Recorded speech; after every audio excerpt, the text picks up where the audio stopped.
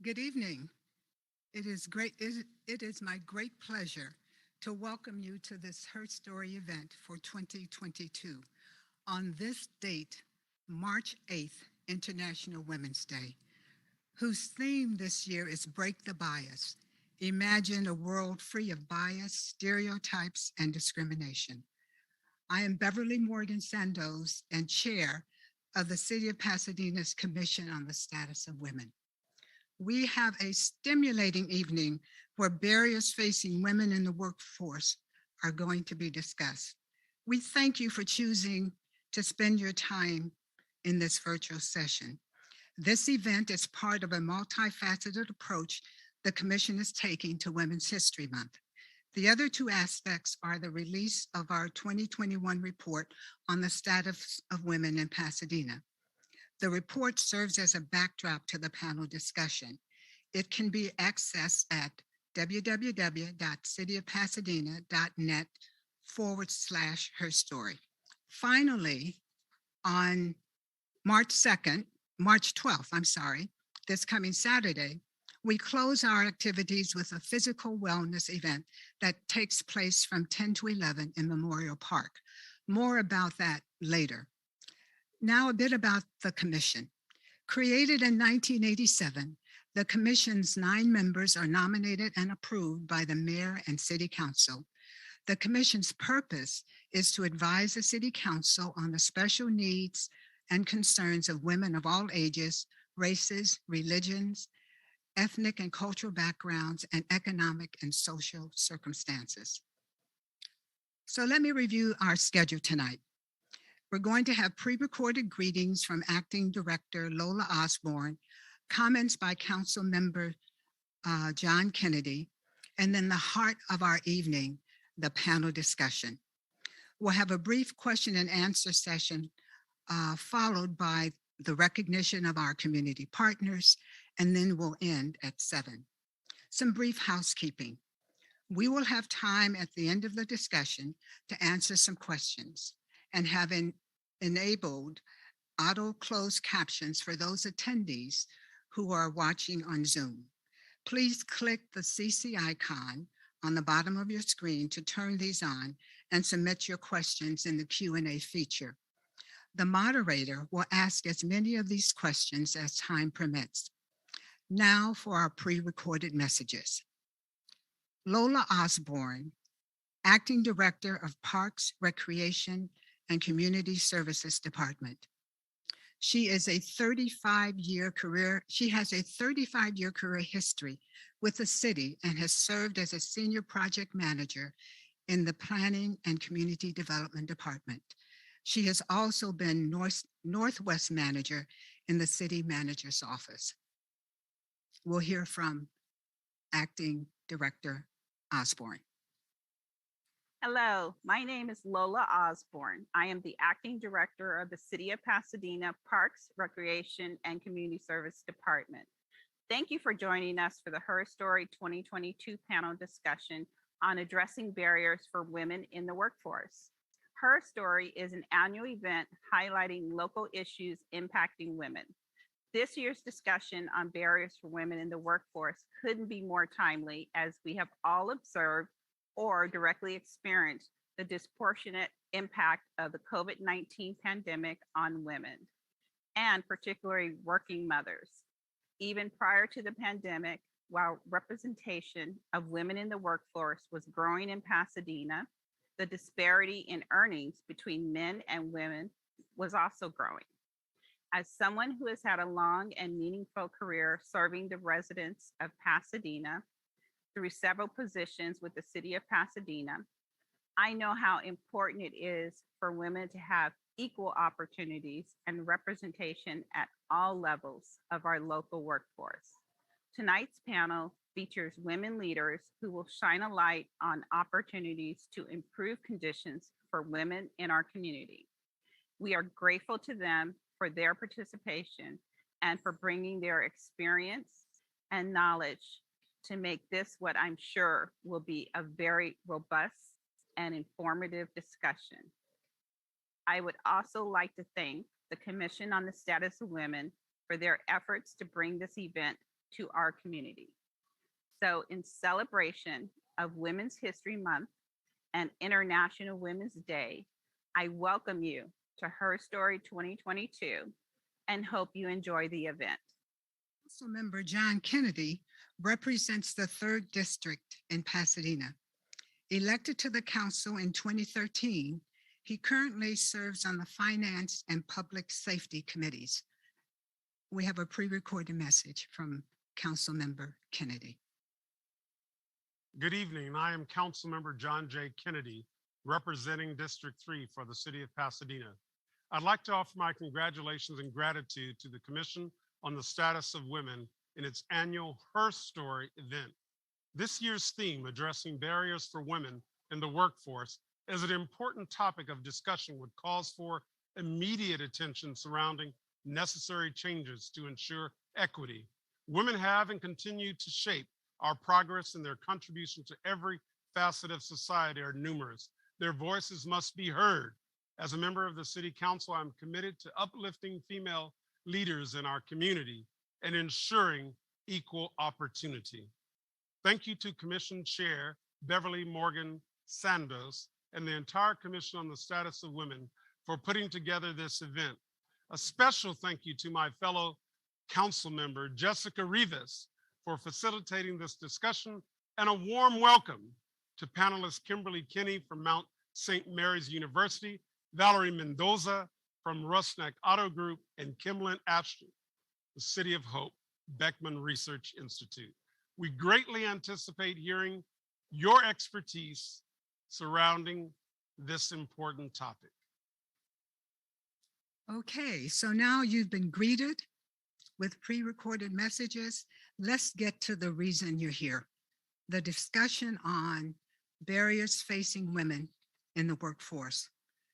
I'm so pleased to introduce the moderator for this evening's discussion, Councilwoman Jessica Rivas. Councilmember Rivas is a former vice chair of the Commission on the Status of Women. She's an attorney and she represents the 5th District on the Pasadena City Council. Councilmember Rivas.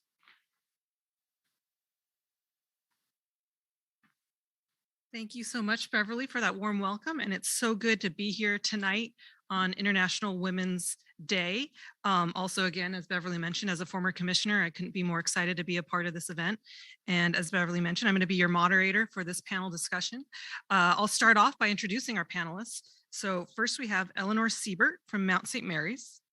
We also have Valerie Mendoza for Rusnak Auto Group. And then we also have Dr. Kimlyn Ashing from the City of Hope. And so the commissioners on the Commission on the Status of Women put together a number of questions to guide our discussion, and I'll be going through those.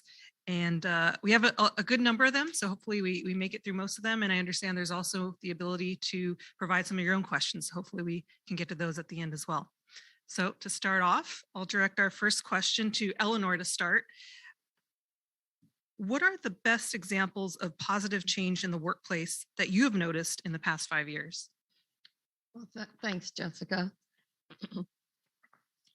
I'm going to point to data in the Pasadena report, and these data are from 2015 to 2019. So it was all good up till then. The first trend that we saw that was really positive was an increasing diversity in Pasadena's workforce of women. I have to say that I'm talking about women who live in Pasadena. Not all will work in Pasadena. They may work in surrounding communities. But with the Pasadena women in 2015 to 2019, and we have to pool the data over a number of years because it's a small sample group. So with that in mind, of all workers who are over the age of 16, who are women, they're 49% women. So the workforce is 49% women. And if you then go to full-time workers, there are 46% women.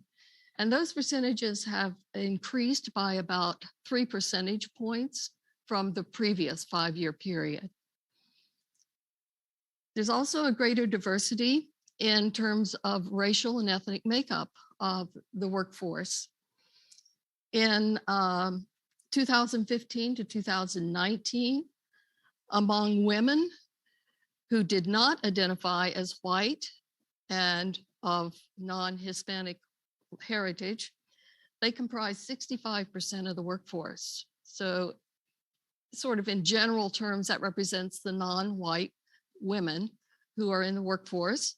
And that's up 5 percentage points from the 5-year period previously. So I think with diversity, we were making strides up through 2019. The other thing is income. The median income in Pasadena for women in 2015 to 2019 is about $58,000. And that is an 18% level above what women across the state make. So Pasadena women are in a pretty good position when it comes to salary. The trends in terms of increases in salary, there are increases in salary that's increased about 10% over the last 10 years. So it has been keeping up with inflation, but we have yet to see what's going to happen since 2019.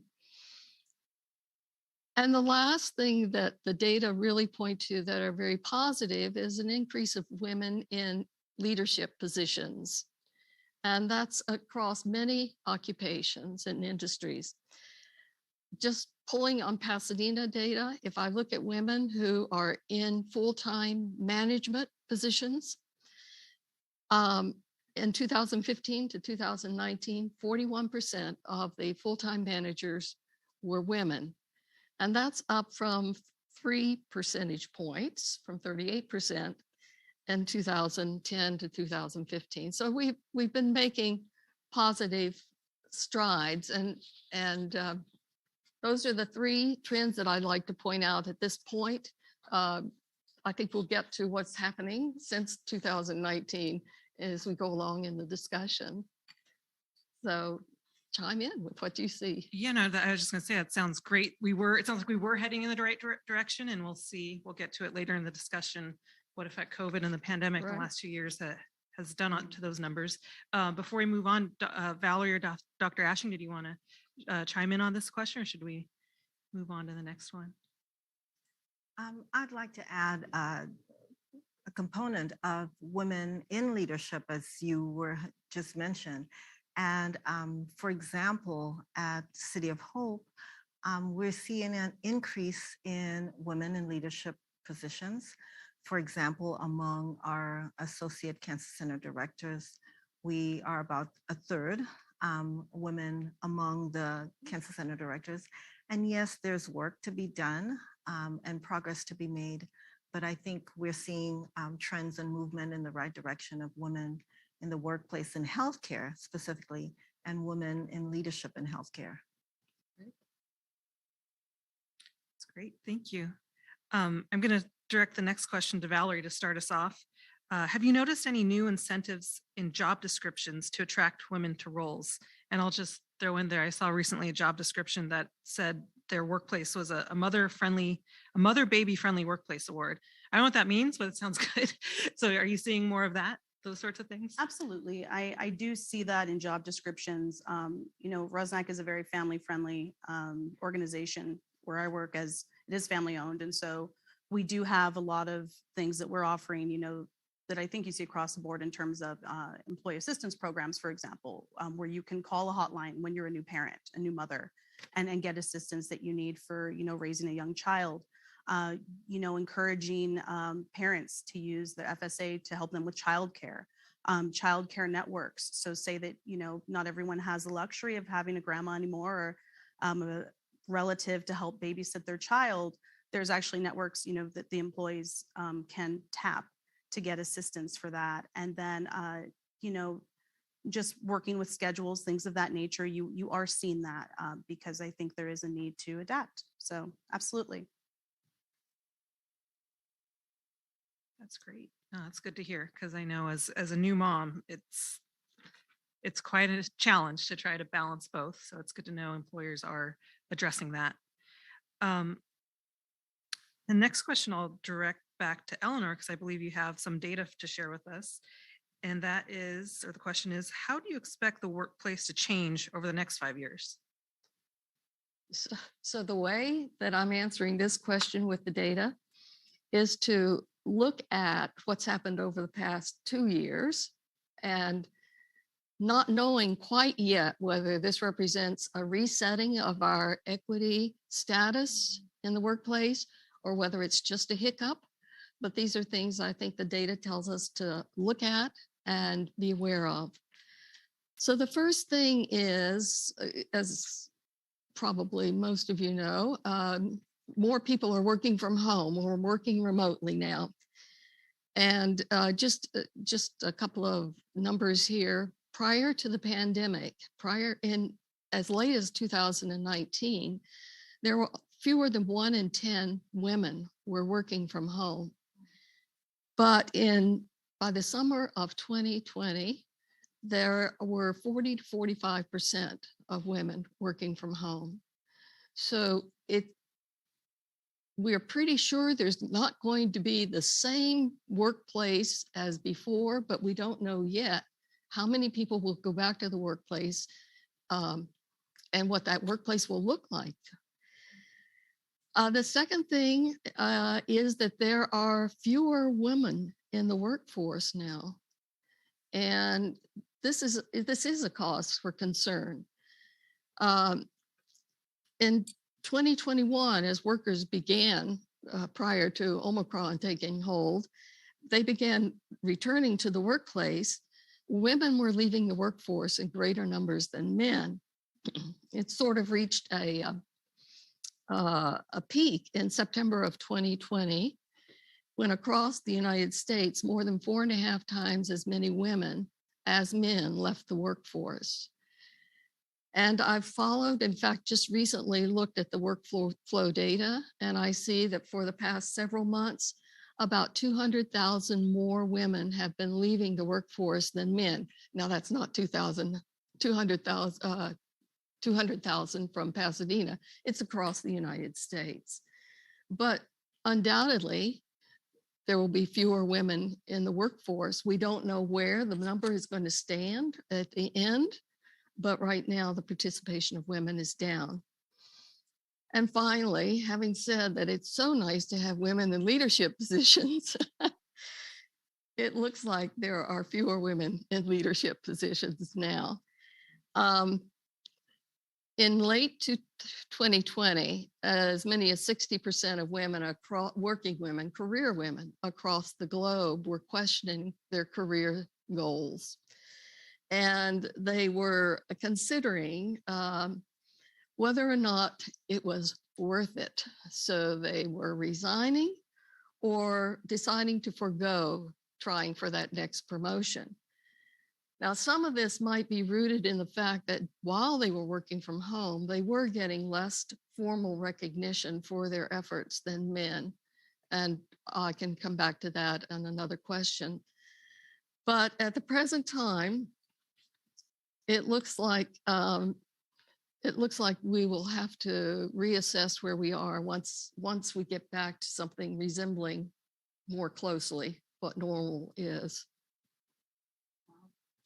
Yeah, for sure. The pressures of the pandemic have been intense on women, working women, women who are parents. It's just been a lot to juggle, regardless of whether you have the luxury of working from home or you don't. You have to be out there and trying to balance childcare when your kids' childcare gets shut down because they have to quarantine. It is just a lot to juggle. And for some parents, they decide, it's just not worth, at the moment, it's not worth that juggle. So, which is really disappointing to see, but hopefully we'll continue our discussion on this question at another point and see what strides we can make to get back to where we were and continue on that good trajectory that we were going in. The next question, I'll start with Dr. Ashing. Have you noticed a trend towards more diverse recruitment policies from hiring managers?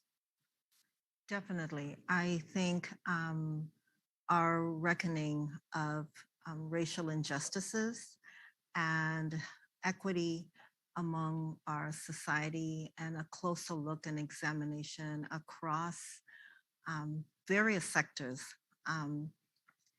really resulted in a positive impact. I think employers, educators are self-examining and making concerted efforts and prioritizing, diversity in their staffing, in how business is done across various sectors, and how the value of diversity in terms of ethnicity, ability, age, and certainly, gender and sexual orientation, I think has been so very positive.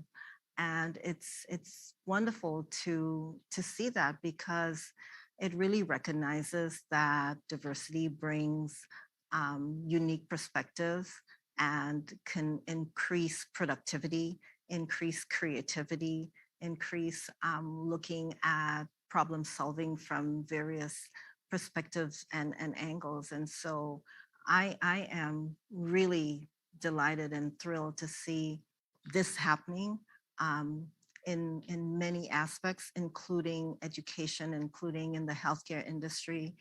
So I think we're going to come up with, very creative solutions to problems, and looking across interdisciplinary connections as well. So, the diversity of thought that folks bring to the workforce, I think it's going to be really exciting, and it hopefully would propel, science, discovery, problem solving and solutions, and open doors for women and all marginalized populations in ways that we haven't seen before in our society. That's great. Thank you. Yeah, for sure. Having as many people as possible with a wide diversity of life experiences, that's what makes our team stronger, our society stronger. So it's great to hear we're, again, going in the right direction in that regard. For Valerie, what's the best piece of career advice that you've ever received? I'm really glad you asked that, because I think it's really important. What I'm about to say is a piece of advice that was given to me when I started out in human resources, and it was, don't ever apologize for doing the job you're expected to do. I'm tasked every day of helping the company protect itself. So I'm tasked with helping protect that company. That's not my company. They're not my assets. They're not my resources. So when I have to go tell someone, hey, what you're doing is putting the company at risk, that's my job. And I think oftentimes, especially, for women, when we're assertive, sometimes, we're told early on, oh, well, you don't want to be too harsh. You're not being harsh. You're doing your job. You're being assertive. And so don't apologize for that. You've been given a task. You're paid to do a job. You do it well. There's no need to apologize when you're simply telling someone, hey, this is what I need to tell you to do. And this is in the best interest of the company I'm here to protect. So that definitely is great advice. Do any of our other panelists have any advice they'd like to share that they've received through their careers? Well, I can tell you that at the end of my career, the two pieces of advice I remember were given very early on at the beginning of my career. And it's kind of funny, and just different, I think, from yours. The first thing was a description of the kind of work that women are best at. And I was interviewing for a job, and the interviewer said, we find women are best at detailed, repetitive work. And so in terms of advice, what that advised me was, that's not the kind of work that I'm looking for. And the second piece of advice was when I had my first job. And it really was the men in the company that told me this, because there were only 3 of us in the lab at that time. And it was to further my education, to go to graduate school. And I have never regretted that, not one bit, although I didn't return to industry. Dr. Ashing, did you have any advice to share? Yes. you know, I think I've gotten advice from men and women and, you know, throughout my career, but two that stick with me is to be excellent while being humble, and do your negotiation at the hiring. So, you know, advocate for yourself then and there, because once you're hired, it's a bit more challenging to negotiate your wages and your status. Yeah, that is such a good point. I know, I'm sure there's statistics that can specifically say, but I've always heard that women are less likely to negotiate, a job salary when they're hired. And it's like, hey, you might as well ask. That's your chance. That's your chance to really make the most impact. So that's a really good point. The next question, I'll bring it back to Dr. Ashing. What can an individual woman do about the gender gap? It's an interesting question. I think society as a whole is responsible. I think, you know, women do have an important component in that role in addressing the gender and the sex gap. I think mentoring other women would be one of the things that's so critically important. I believe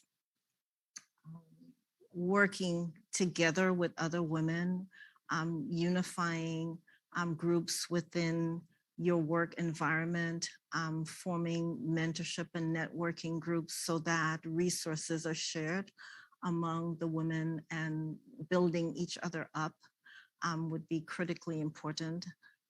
Advocating within the education system. Career paths begin very, very early. Girls are still underrepresented in STEM.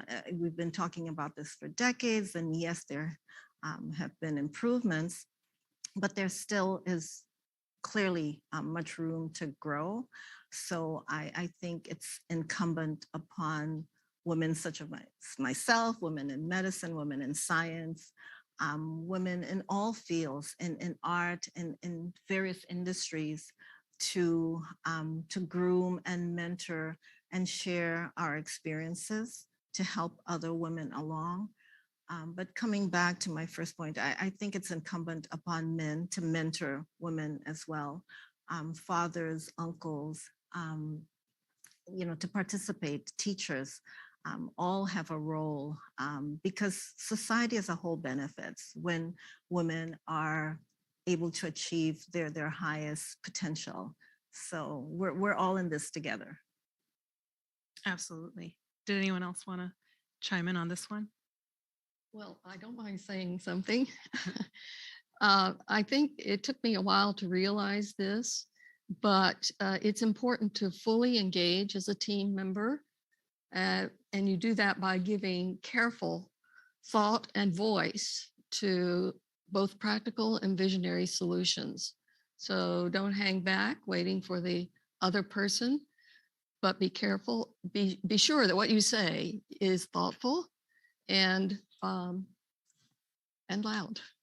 And I do want to add, I think what's really important for any woman out there who's in a position, whether you are in compensation, you're a CFO, you're, an executive at a company, you have that power to help analyze how better to fix that wage gap at your company and your organization.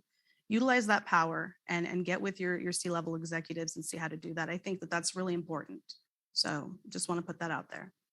That's a great point. If you're already in those positions, you might as well use your power to help as many people as you can. Touching on something Dr. Ashing said about mentorship, it really is incredibly powerful. And you're saying we need to do this across all fields. I'll just speak briefly in politics. I remember I had a very powerful moment. I think it was January 2018. I was at an event for Emerge California, which is a program that trains women to run for office. And I was having a conversation with like 2 or 3 other women who were about my age, so like late 20s, early 30s, a few years ago. And they all either were running for Congress or had just run for Congress. And it's like, wow, okay, these are my peers. like if they can do it, I can do it. And so just seeing, your peers doing it, going out and doing that hard work, it really demystifies it. And so mentorship is just a really powerful part of showing other women, other people that, hey, it can be done. And if I can do it, you can do it. So thank you for bringing that up. The next several questions I'll direct towards Eleanor to start, because I understand you have some data on them. The first one is, are there any specific barriers for women in technology? So again, I want to set the stage by giving some information, some numbers. And often the data are couched in clusters of occupations. So as you mentioned, it's the STEM occupations. And when we look at women in STEM, you mentioned they're underrepresented. We've made progress. Back in, you won't remember this, but in 1970, only 8% of STEM workers were women. And in 2019, 27% of STEM workers are women. So we've come a little bit along. Pasadena's a little bit better. The people who live in Pasadena and work in STEM fields, 30% are women. But if you tease apart those STEM occupations, what you find really is that there are two areas where women are vastly underrepresented. And one of those is engineering, and the other is technology. And we look at and measure technology by looking at computer occupations. In Pasadena, well, let me talk about California. In 2019, 17% of all engineers were women. And that had come up over 10 years from 14%. So there'd only been a 3% increase in the workforce when it comes to engineers. Pasadena has done a little bit better.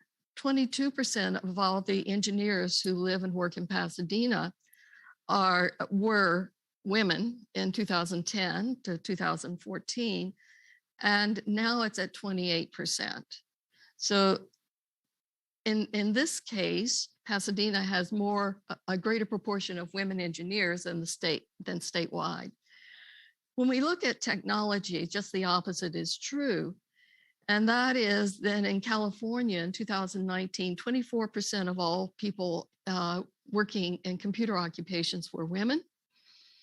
And in Pasadena, for that same time period, 22% were women. But what is particularly discouraging about the technology numbers is that those numbers have not changed either for the state or for the city over the past 10 years. So there must be barriers.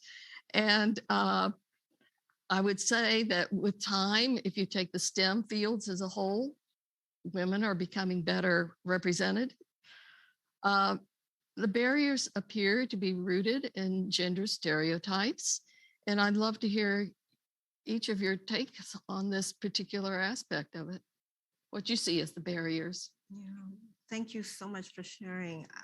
It's surprising, actually. I was hoping to see more progress for women in STEM and science, technology, engineering, and math. So it really is incumbent upon the education system, cities to promote workshops and summer programs as we're coming up on the summer to plan for these kinds of experiences and training for women, because we have so much to do.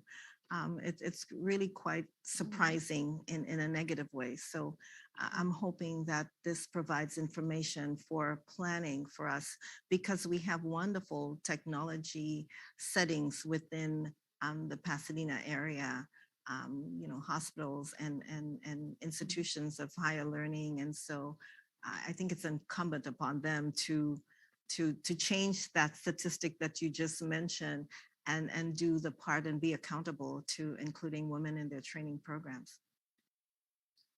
I'm surprised by that statistic, just knowing the wonderful resources we have here with Caltech, we have JPL nearby.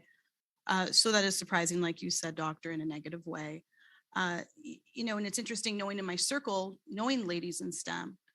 So interesting when you go beyond that, you see how much work there is to be done. I think though that a good starting point is looking at what is the pathway that's created for women who wish to come into STEM? What does that pathway look like? My husband's an engineer, and we talk about this all the time. And it's, what are we doing to create that outreach, to make it a comfortable foundation for women to take that leap?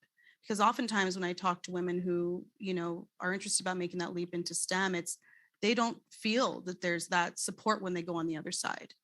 I think it's like any industry that's very male dominated. There's many still. It's about creating that foundation and that comfortable space where women can hop into that. Automotive is male dominated. We've done a very good job, I will say, of creating that space, but I see that STEM still has a ways to go. So we have a lot of work. We do. And I think one of the things that we've noticed is that you have to start early, because the foundation you have to build pretty slowly and well in the STEM fields. We've had a program that we used to do before COVID, I'll say, a middle school workshop, which was called Expanding Your Horizons. And we brought professional women in. Mount St. Mary's sponsored this, as well as a coalition of professional women in Los Angeles. And, at middle school age, girls are so excited about working with their hands and meeting and talking with people. And we don't follow them. I wish we could follow them just to make sure that somebody's holding the hand on the other side or pointing the way. But you do have to start early. And I think at home, very often gender stereotypes are reinforced in the home. So Absolutely. That's a thing to watch. It's a So great can segue I to our. mention- Oh, go ahead. Of course. Sorry about that. That reminds me that, several institutions, including City of Hope, we have STEM-related programs for starting as early as elementary school. So we have a program funded by the National Institute of Health called the Yes to Success program. And that's introducing very early on to our communities and our kids the importance of science and training very young scientists to go out in the community, learn about data collection and how science influences health and outcomes.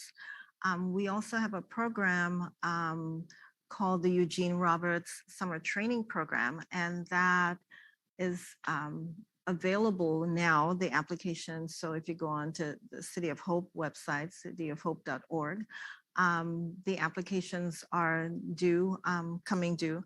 And we have very much a focus on the engagement of women in that program, as well as ethnic minority populations. So ethnic minority population, especially women from underrepresented ethnic minority populations, are further marginalized and have a lower representation in STEM. So our program really is about working to change that. That's a great segue to our next question. How do we address this? Do we, through these programs and creating space and examples and mentorship? And our next question is, again, I'll direct it to Eleanor, because I think you have some data to start to kick the conversation off. Is what has the impact been of having women in leadership positions? Well, we've looked at 2 studies in our reports on the status of women statewide.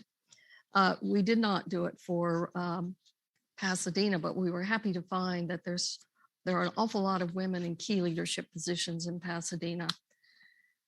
But the 2 studies we looked at, one was from 2015, and it had to do with women on corporate boards and women in corporate management. And these were companies around the globe, and they looked at the percentage of women on the board of directors in relation to company performance.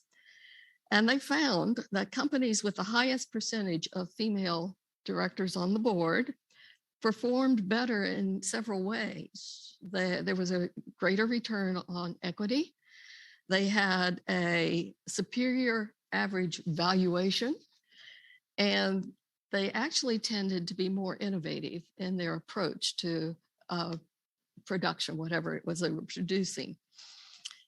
And that very same study looked at the presence of women in top corporate management, and they found that there were fewer scandals. The more women, the fewer scandals, such as bribery and fraud. Now, that was true in 2015 for the companies that were studied. And you understand that's the big viewpoint. So not every company with women on the board has that same sort of record. But the second study we do annually, or we report on annually, and it's in the film industry.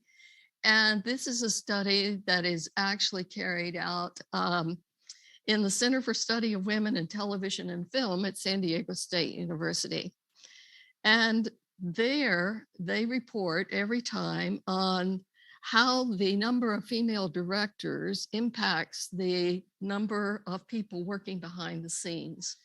And again, the more women directors, that is, if you have at least one woman director, you'll have more women writers, editors, and cinematographers. And since that impacts what you actually see and hear when the production is finished, that makes a big difference.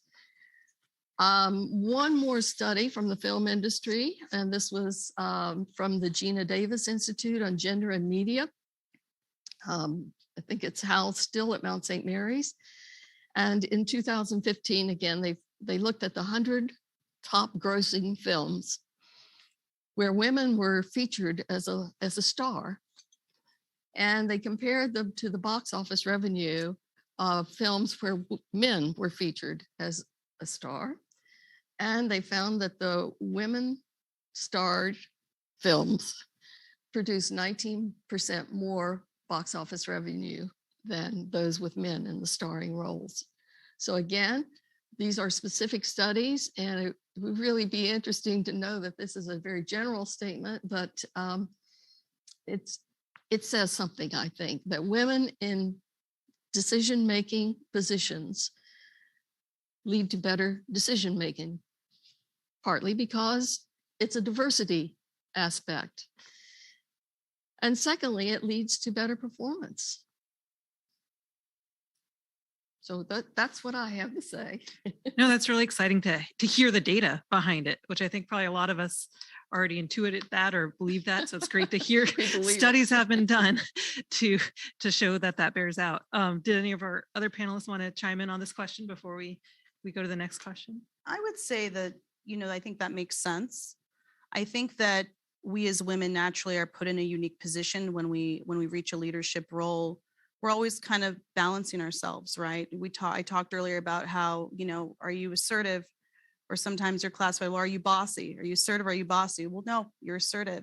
So I think women naturally are always trying to find that right balance, and they have to be innovative in order to demonstrate and prove to their colleagues, yes, I'm capable of doing this. It's always walking that line. And so it doesn't surprise me that you have those statistics and the benefits that are reaped from an organization with women in charge. I think it does make a difference. And I think that we come into this world having to be innovative all the time with the obstacles we sometimes face. So when you give us the reins, we're going to figure it out. So makes sense. I just want to add a component of, women in medicine. I think one of the professions in medicine, nursing, it's been female dominated for many, many, many years. And I think one of the things that women physicians, women in nursing have contributed is the whole person care. So not just treating the disease, but really caring for the whole person, and the whole area of research, including quality of life and patient-reported outcomes. Those areas have really been led by nursing and nursing research. And so I want to honor that in terms of advancing the field in an important way of not just treating the disease, but, really caring for the whole person. That's great. Thank you for sharing that. It's really good to hear that we honor our nurses and the important work that they do and how they're leading in this way in medicine. The next question, again, I'll look to Eleanor to start us off because again, I think you have some data, is how does having children affect the rate at which women participate in the labor force? And how does breastfeeding affect this rate as well? And just anecdotally, as a new mom, like breastfeeding and trying to go back to work, it's a whole thing to juggle. It is incredibly hard. I feel like no one really knows how difficult breastfeeding is until you try to do it. And then by the time you kind of sort of figure it out, it's time to go back to work. And it's crazy. So I'll lead you or let you kick it off with that introduction from me. Well, I probably don't have to use numbers. Everybody who's a mother knows this, that when you have children, there's a whole nother part of your life and responsibilities that come into being. But the data for Pasadena are that if we look at working women who are 20 to 64 years of age, 73% are in the workforce. And if you narrow that down to working women who have children under the age of 18, it drops to 70%. So it does impact the workforce participation. And then we come to breastfeeding, that is working mothers with infants. And interestingly, if you look across the United States, we didn't cover this in the Pasadena report, but if you look across the United States, it looks like 25% of new mothers have returned to the workplace by the time the babies are 3 months old. And 50% have returned while their babies are still less than 1 year of age. And roughly 2/3 of these women are working full-time, 1/3 part-time. So there are a significant number of mothers with infants who are working. And the impact on breastfeeding is significant because most health organizations recommend breastfeeding for 6 months exclusively. And then so even without working, we look at mothers, we don't quite reach that mark. 58% of all mothers across the nation breastfeed for 6 months, but only 25% do so exclusively. And now when you throw in mothers who are going to work, we don't have much data on this. Several years ago, it looked like there were 10% of working mothers who were breastfeeding for 6 months. And the mothers with infants who decide not to return to the workforce within 1 year of birth, they cite a number of barriers. And probably, Jessica, you can comment on these as well. But they do include a lack of privacy, time to express milk, not being given breaks, and importantly, nursing mothers feel that their coworkers believe they're shirking their duties so that they're not being full participants at work as they should be. As a note, though, in January of 2020, California updated their laws to accommodate a better, clearer, and more expansive lactation policy. It's to require lactation rooms for a greater scope of employers and a lactation break program. But of course, just after this law went into effect, the pandemic hit. So for mothers working from home, they really haven't had to test this yet, and employers haven't really had to be held accountable. Essential workers are a different situation, and there are no studies that I could find recently that deal with this during the pandemic. So as I said, you probably could have answered that pretty much on your own. Yeah, it's interesting to hear that there isn't much data on breastfeeding mothers going back to work, which I don't know, it seems really important to me, having just done that. I think an interesting distinction to draw out, like I feel as someone who works in an office, I have the luxury, I mean, it's hard to find time to pump and privacy, et cetera. But it's nothing compared to what a nurse or a teacher or a service worker is up against in terms of finding the time to get away from doing their job, finding the privacy, hoping that they have an employer that is willing to meet. It sounds like there are new laws in place, thankfully, that require them to do so, but still, it's just there's so many barriers put in place to allow mothers to do this very basic thing of feeding their babies, which is really, really disheartening.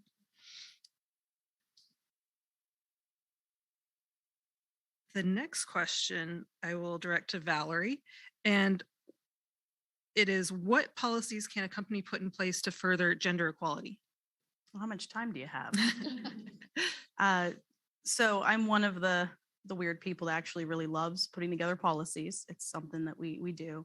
And I will say that first and foremost, you need to have as a company a very robust handbook. And what that robust handbook needs to have is, number one, you need to have an open door policy, which, believe it or not, a lot of companies do not have. That open door policy is really important because it gives people in the workplace who end up in a situation that makes them feel uncomfortable, that is maybe something that happens to them, unfortunately, due to maybe gender or something like of that nature, that they have a place to go. They have a route to take to share a concern, have a good diversity, equity, and inclusion policy, have an equal employment opportunity policy, and not just policies, but trainings. California has requirements as to trainings for abusive conduct and bullying, harassment, and so forth. Go beyond the requirement. I mean, we train our supervisors, employees yearly. We go beyond what we are required to do because we know it's an important topic. When you put those policies in place in a handbook, you put those trains in place in a handbook, it builds confidence in your workforce that not only are you compliant, but that you're looking out for them and giving them a springboard of places to go. The other thing that's really important is have an employee support policy, a hotline where someone can go if they have a problem. Those things, while seeming basic, not every employer has them. And without them, you're not giving your employees a clear path of where to go if they do experience something pertaining to gender, inequality. So I think those are really key. It's funny, I noted a lactation policy, oddly enough, because people don't think about it, but it should be one of the cornerstone policies of your handbook. Your female employees need to see that there is a caring there by the employer. And what you were saying earlier, Eleanor, that should put employers on notice that this is a priority. If you want to keep your women in the workforce, there's a need for that. So those are the things I would start with. Trust me, I could talk about policy all day, but I'm going to stop. So thank you. I really appreciate Valerie's initiative and leadership in this space, because I think it's so critically important to move beyond diversity, equity, and inclusion, including gender equity, beyond just initiatives, but that it becomes part of the culture and the value of the workplace. Absolutely. And really making it central to the functioning. So it's in the policy and practice, but there's accountability and metrics to show that it's being implemented, and again, clearly need to be a part of the value of the company. Absolutely. Thank you. Absolutely, yeah. And so we're talking about all these policies and things that companies or employers can do. The next question for Dr. Ashing: what questions should a woman ask when they are interviewing with a new company? Should they be asking about these policies? What else could they ask about? I think it's important to ask about resources that are specific and pertaining to women's development. What kinds of career development opportunities there are, whether it's on-the-job training or company reimbursement or payment for further education or courses that's relevant to their duties, and how that's accessible to women. I think women need to ask about policy around training, about diversity, equity, and inclusion, so that they know that they are in a protected environment from sexual or gender abuse, what policies and practices are in place for reporting so that there's not retaliation for reporting on those issues. I think women need to ask about, salary and compensation types of equity so that they're not being marginalized to lower wage and lower compensation for equal work. I think asking about accommodations for the issues that we've been discussing in terms of childcare.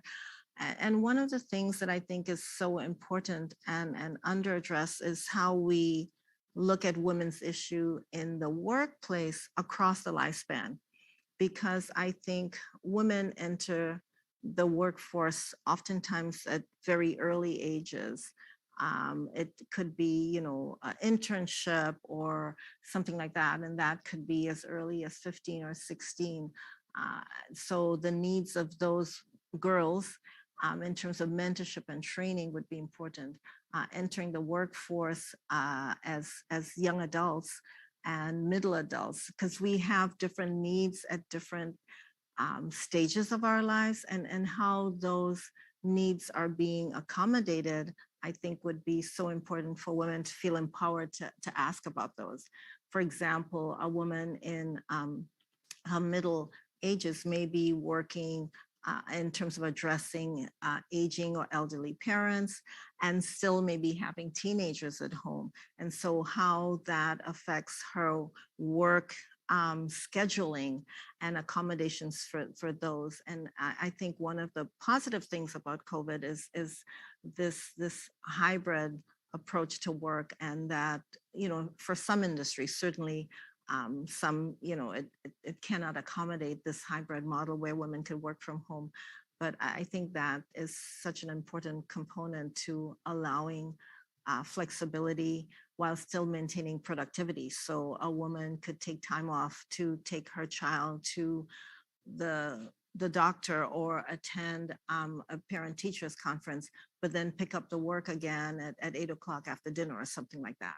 So I think, asking about flexibility and accommodation, and not in terms of it being interpreted as privilege or wanting to not be productive. I think so that it's not stigmatized to ask those questions would be important. Yeah, absolutely. I think flexibility is a key consideration and something we should all ask about. I know in professional settings, there's probably more leeway for that, or more ability for employers to be flexible. Hopefully we find ways, or employers find ways to have similar flexibility for women who are in service working positions or in customer facing positions, working very set periods of time. So hopefully we can expand that flexibility as well. Next question for Valerie: how can women overcome workplace bullying? That's a really important question. You need to speak up. Too often than not, women are afraid to speak up.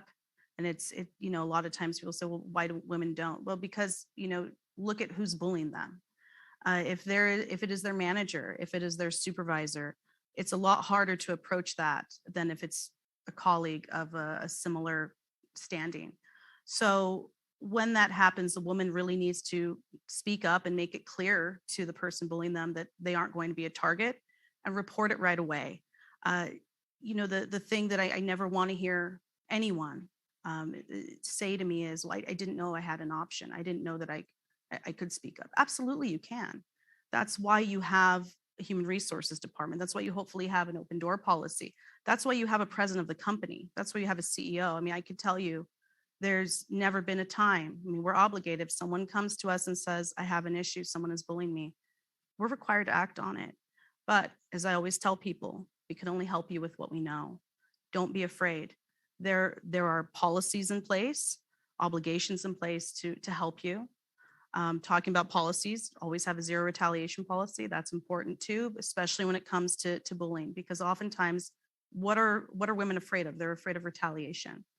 So I could tell you, I've never thought it, I can't think of a time where a person has not been heard, at our company, where the president, who's at the top of the open door policy would turn away someone, and that you need to have that. So, women in a position of that point where you feel you're being bullied, make sure time is of the essence, because remember, when you don't speak up, say, well, it's been going on for years, and we go back, well, how good are people's firsthand accounts? How long is evidence still around? So make yourself a priority and be your own advocate, because at the end of the day, it's you have to look out for you. So that's what I would say.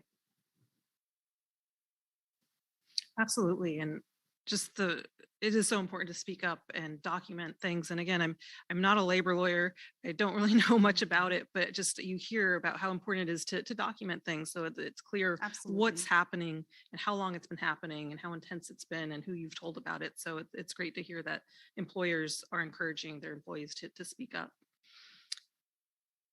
The next question I'll direct towards Dr. Ashing. How can women focus on work-life balance? I'm a single parent of 3 children and just welcomed my first grandbaby yesterday. So congratulations. Oh my you. gosh. Thank you. So I think it's important to acknowledge all of our work and contributions to society and family. So the work that we are paid for, and a big part of our work, especially in our families, it's unpaid, right? And oftentimes undervalued. So I think, as Valerie says, it's important to prioritize self. And I know culturally, for many cultures, that's not even part of the language or the concept in that culture, is thinking about self, especially with gender role issues and women needing to be in many cultures, not just one particular culture, but globally. It seems that the burden that's been placed on women is to be self-sacrificing and always giving. But in that role, which I think is so important for us, I love being a woman and being a part of that nurturing part of society, but also recognize that I need to be prioritized, and not only for my nurturing role, but for myself. And so if I do not take care of me, I am negating that part of my womanhood, which I think is so very, very precious.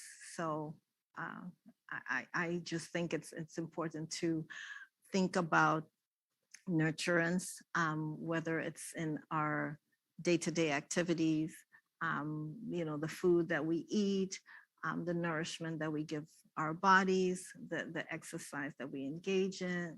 If you are, spiritual, acknowledging that spiritual aspect of yourself, honoring the gifts that you have, our intellects, our talents.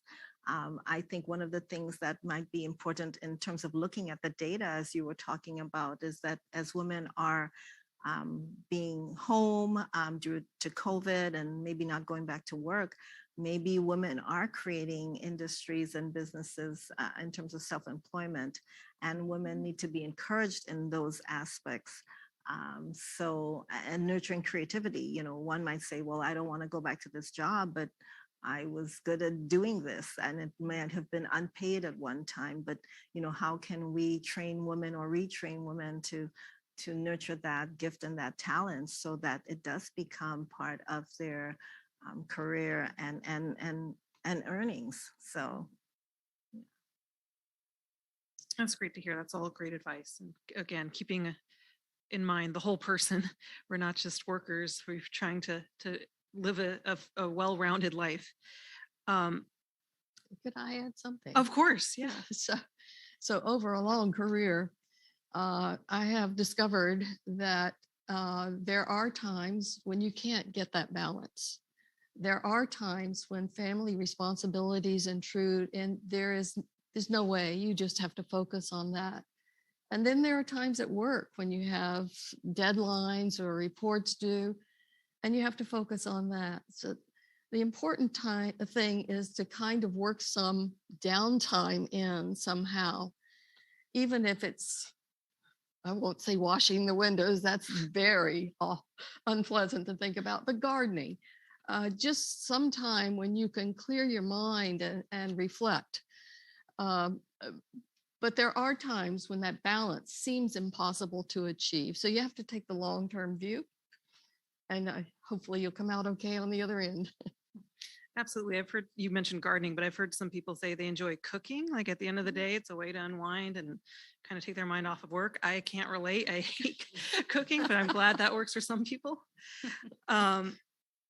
For Valerie, how can women ask for equal pay in their current careers or when interviewing for a new job? So I think what's really important when women are asking for equal pay is do your homework. I think it's very empowering to go into a meeting with either your superior or the person that may be your superior and say, so I've researched what this role makes in this region. Can you tell me how your salary band aligns with that and how, and does it? I think that that's really important. We keep saying the word advocate, just like when we talk about patient advocates, you really do have to be an employee advocate for yourself. A woman should never be afraid to ask, for something that they think they're entitled to. The worst that can happen is no, or maybe but at least you're putting it out there. The other thing I just want to add is, I'm talking about salary bands, do your analysis. Women stay on top of what people in your region are making of similar status, not just women, men. Objectively, what are people making in your region? Feel empowered to go in there with that. It's a wonderful bargaining and negotiating tool because you're bringing hard facts, you're bringing data. Objectivity is important when it comes to money because when a company is paying you, they're looking objectively at the bottom line. So why shouldn't you look objectively at your worth when it comes to data and facts? So that's what I would highly recommend. That's great to hear. And I know something that's kind of taken root across different states and cities is the idea of pay transparency. As a government worker, my pay is very transparent. Anyone can look it up. And so there's never an issue of knowing or suspecting, oh, that person, whoever they may be, whether they make more or less than me, it's just out there. And so I know there's been a push to either acquire that or encourage that across other sectors. I think that's a really interesting idea. For Dr. Ashing, what can a woman do at work to combat harassment? As a manager, I'm required to take our harassment training, and I think that is so critically important. And I think one of the things that I think in advancing this area is broadening the definition of harassment over the years, which I think is so very important. I think it's important to look at the policy that these things should be not just in, like a handbook tucked away somewhere, but that, printed posters of these policies of harassment should be in the break rooms and in public places so that it's very public for the employee, for women and men, actually, so that it's seen as not something that we want to, sort of bury and hide, but it's important to have a safe working environment. So it needs to be publicly, available. I think it should be brought up from time to time in, supervisory meetings or staff meetings, just to let people know that this is part of the culture, that it's a zero tolerance of harassment, that it's important that very early on you feel safe to report, and what are some of the reporting structures. I think it's important to disclose that multiple reporting options should be available, including anonymous ones, because maybe that's the first step that the person is willing to take, as well as being able to speak with a supervisor or a mentor, within your department or within your company. So I think a public demonstration of this sets the tone that you would not be stigmatized or there would not be retaliation. And a safe working environment is in the best interest of the company. So it would behoove the company to really take that very, very seriously, because an unsafe work environment, it's not going to be good for the business bottom line. Absolutely. Thank you so much for that. If Oh, I go could ahead, just Valerie. add something Yeah. really quick that I think is important to mention is, I think sometimes when you're in that pattern, perhaps where you are being harassed, sometimes we tend to normalize the behavior. People don't hold your colleagues accountable and always ask them to stop, because the first thing we have, RESNAC has a very stringent investigation policy. Always, did you tell them to stop? Yes. That's important. Make sure you hold your colleagues accountable and make it clear right off the bat it's unwelcome. So that way you've demonstrated that. And just as a company holds you accountable to performance, the company is accountable to provide a zero tolerance workplace for you. So make sure you do that and stand your ground. Yeah, it's really interesting that you brought that up. I was in the Army Reserve for a number of years, and they have various policies, of course, to combat these issues of harassment and whatnot. And the thing I remember that really stuck out is like, you should spot correct. That's kind of an Army phrase, spot correct. Anyone you see, making inappropriate comments or doing anything like that, even if they outrank you, like it's our policy. It's the Army's policy for you to step up and speak up, even if it's a superior officer or an NCO who outranks you a lot. So you're encouraged to do that. Whether or not everyone has the courage to do in the moment is another question, but it's good to know that employers are taking that position and that policy. I do want to encourage everyone, if you have had a chance yet, or if you haven't, to submit any questions through Zoom. We're reaching the end of our discussion, and so we'll be able to answer any questions you have and direct them to the panelists. So I believe there's a mechanism to do that through the Zoom app. The next couple questions I'll just address to the whole panel, so feel free to chime in, or whoever wants to jump in first. Are there any barriers facing women in the workplace that we haven't mentioned yet? I would say that sometimes I think that we talked about things that start in the home. I think that, gender roles traditionally, sometimes those are conditioned in the home. So that works away into a woman's confidence level. So sometimes we as women are our own worst enemies. We've all heard of imposter syndrome. I can't tell you how prevalent that is in the workplace, especially the higher up you go. You do start to second guess yourself. And so that is a huge barrier for women. And so I think that what's nice now is there's more education available for women, more support for women to really tell them, hey, it's okay, you are capable. But we have to break from those gender roles that have been conditioned in an early age. So I think that that's a big barrier that we often don't think about, but it's there. Absolutely, and it's powerful. Yeah. I think, but this would be, for a fuller discussion at another time, is sort of the intersection of gender discrimination and issues, and how that intersects with other minoritized status.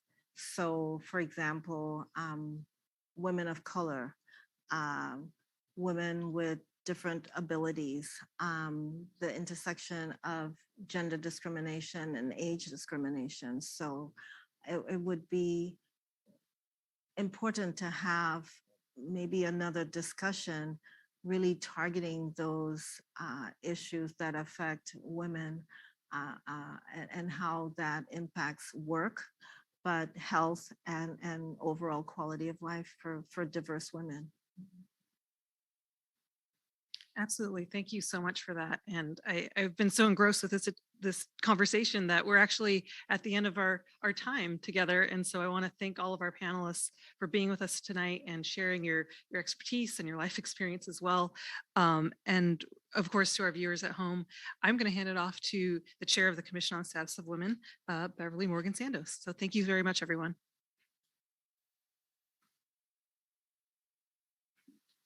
Well, I don't know about you. Oh, sorry, I have my mask on. We're being COVID correct. I don't know about you, but this was such a comfortable conversation. And I learned so much. I felt as if I should have had a glass of wine and listened and learned and began to understand about using the power that we as women have depending upon the position we're in. So I'd like to thank our moderator, Councilmember Jessica Vargas. I'd like to thank our three experts who shared their experience and their knowledge with us. Thank you so much. And I'd like to give you the names of the members of the commission. Vice Chair Belinda Bowens, Commissioner Peggy Sisson, Commissioner Lorraine Montgomery, Commissioner Sandra Lindoffer, Commissioner Vanessa Rodriguez, Commissioner Mara Harrington Rogero, and Commissioner Charlotte Lacey. And I especially want to call out the ad hoc committee members who planned this event: Commissioner Vanessa Rodriguez, Commissioner Sandra Lindoffer, and especially Commissioner Charlotte Lacey. Thank you so much.